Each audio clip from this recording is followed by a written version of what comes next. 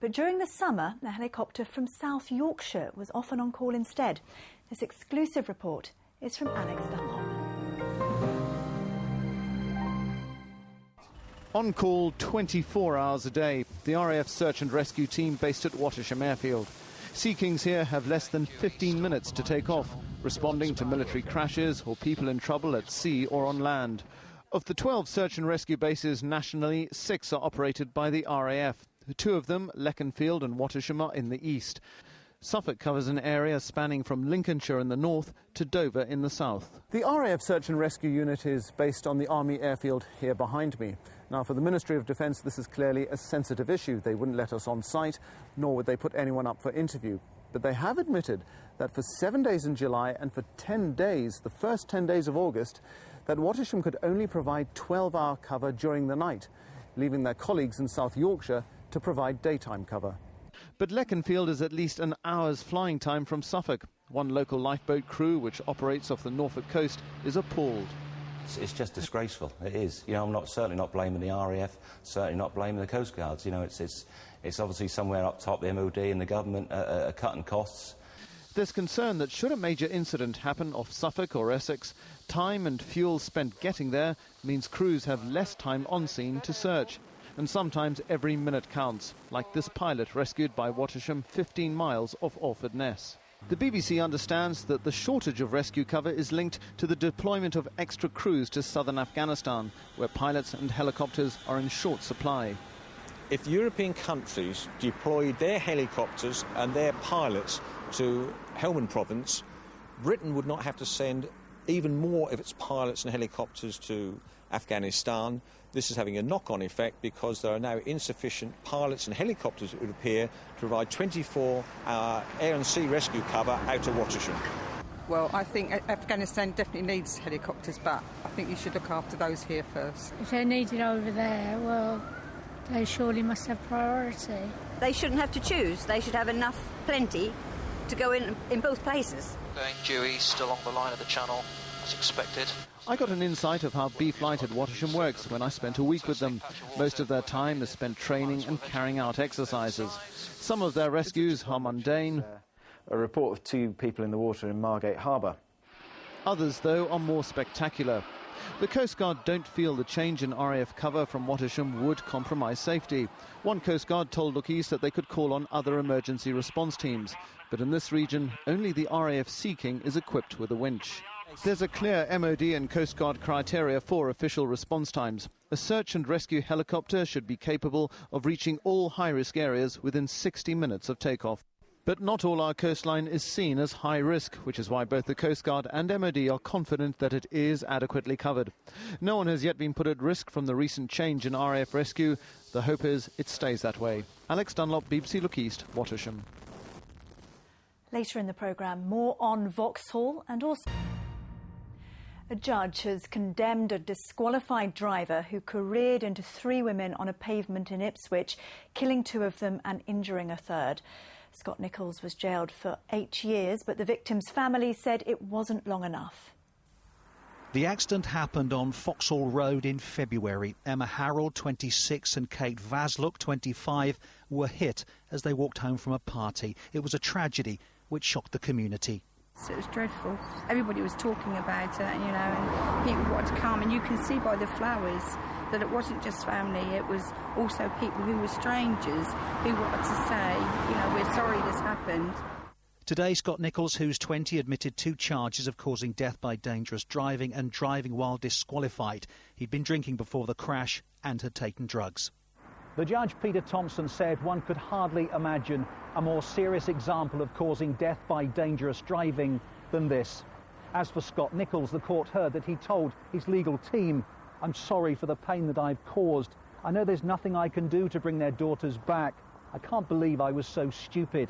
He went on, "I think about it every day, and every day I wish it was me who died and not them."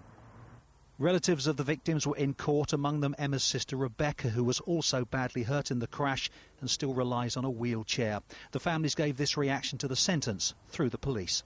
Their gripe is not with the judge, but at the government's policy on restriction of sentencing.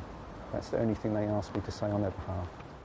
The court was told that Nichols has a mental disorder. He'll be sent to a secure hospital for treatment and then serve out the rest of his sentence in jail. Kevin Birch, BBC Look East at Ipswich Crown Court. A woman who killed her 2 teenage daughters told a psychiatrist that she was on autopilot at the time, a jury heard today. Rekha Kumari Baker from Streatham near Ely claims that when she killed Davina and Jasmine 2 years ago, she was suffering from diminished responsibility. But Dr Neil Hunt told the court she did not have a mental illness. An inquest jury has decided the former Norfolk head teacher, Paul Powell, committed suicide after being accused of sexually assaulting a child. He ran Loddon Juniors, although the child involved wasn't a pupil. He left a note saying he was sorry before he was killed by a train near Norwich. England qualified for football's World Cup in emphatic style last night, beating Croatia 5-1. And tonight, England's women are playing Germany in the final of the European Championships in Helsinki. And Jana Gadgil is watching the match now with the girls' team at Aylsham in Norfolk. Hi, Anjana. Hi, Amelia. Well, it's England 2, Germany 6. Right now with just 4 minutes left, but as you can see, that hasn't deterred the girls from Aylsham Football Club from having a good time this afternoon. Now, England have scored 2 goals, and this was the girls' reaction in the first half when Karen Carney scored for England.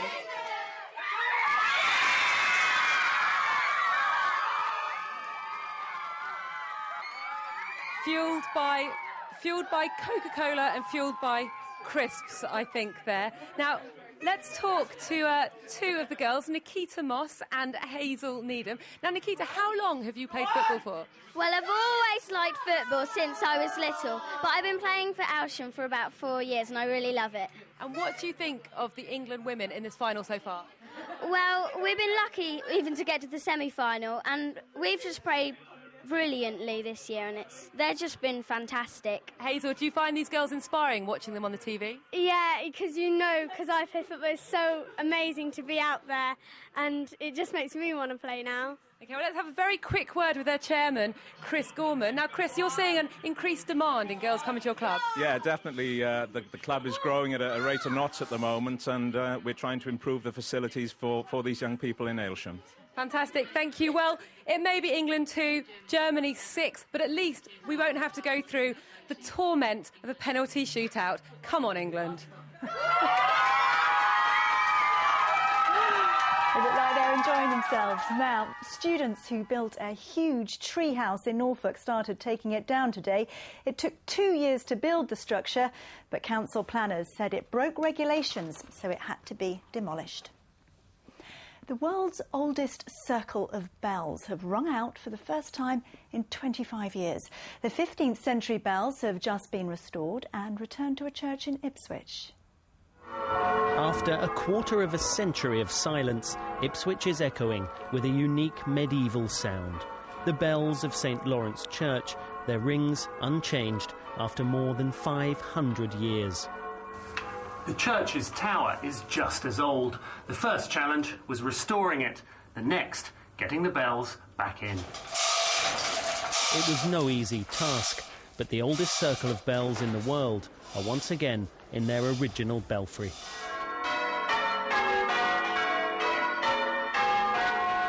For the man who's coordinated the bells' return, it's an emotional moment. I've always known that we had the oldest ring of 5 bells in Christendom, and I knew that we could very rarely hear them for more than a few moments together. To be able to hear them now is so exciting. The hope is the world's oldest circle of bells will attract bell ringers from around the globe. Mark Worthington, BBC Look East, Ipswich.